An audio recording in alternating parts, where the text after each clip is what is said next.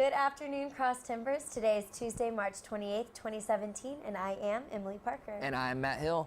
Today's top stories include sexual assaults on campus and the attempted orchestrated murder of a Houston couple's ex-partners. This and more coming up next on Texan TV.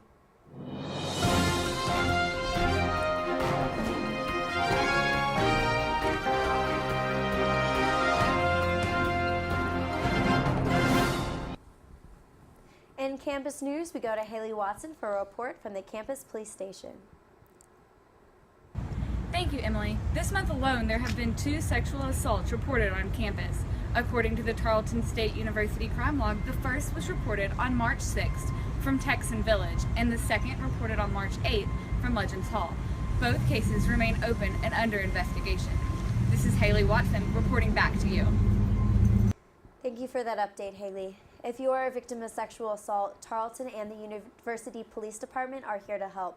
There are also free and confidential counseling available through the Student Counseling Center. According to the Stephenville Empire Tribune, as of today, residents of Stephenville are left with no answers regarding what caused the death of a 32-year-old Ashley Snyder and the hospitalization of 2 others at a home on Tarleton Street. He says the incident is still being investigated and that the names of the other people involved cannot yet be released.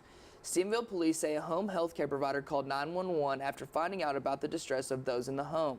No indication of carbon dioxide has been found to be the cause of death, and police are currently waiting on the results from the blood work of the 2 hospitalized individuals.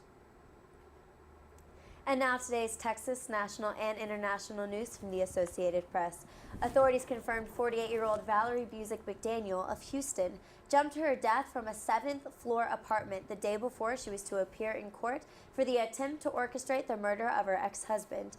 Authorities say McDaniel and her boyfriend, 39-year-old Leon Philip Jacob, hired an undercover police officer posing as a hitman to kill their ex-partners. Jacob remains in Harris County Jail and is facing charges including solicitation of capital murder. In national news, Carnival Corporation's profits more than doubled in the first quarter. The lower fuel costs caused higher revenue and exceeded Wall Street's expectations. The company's profit soared to $352 million, which translates to 48 cents per share. Carnival credits advanced bookings at higher prices for a portion of the profit increase. The cruise line expects earnings of between 43 and 47 cents per share. That is an increase of roughly 13% this year. And in international news, Canadian lawmakers say they are on the verge to legalize recreational uses of marijuana, perhaps as soon as July 1st, 2018. When this happens, Canada will be the largest developed country to end the ban on recreational marijuana.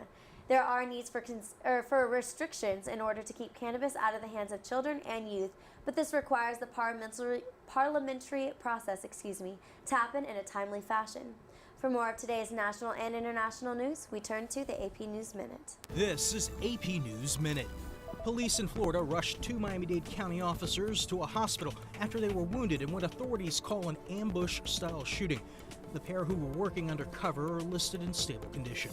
President Trump is expected to sign an executive order Tuesday suspending or rescinding some of President Obama's environmental regulations. The move is meant to boost domestic energy production. A powerful cyclone with 160-mile-per-hour winds hit Australia's northeast coast.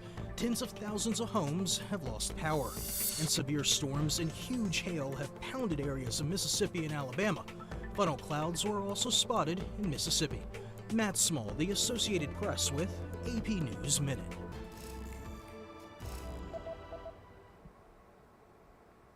In sports from TarletonSports.com, the Texan softball team is fresh off of a 4-game sweep of Western New Mexico, and now they have a 6-game win streak.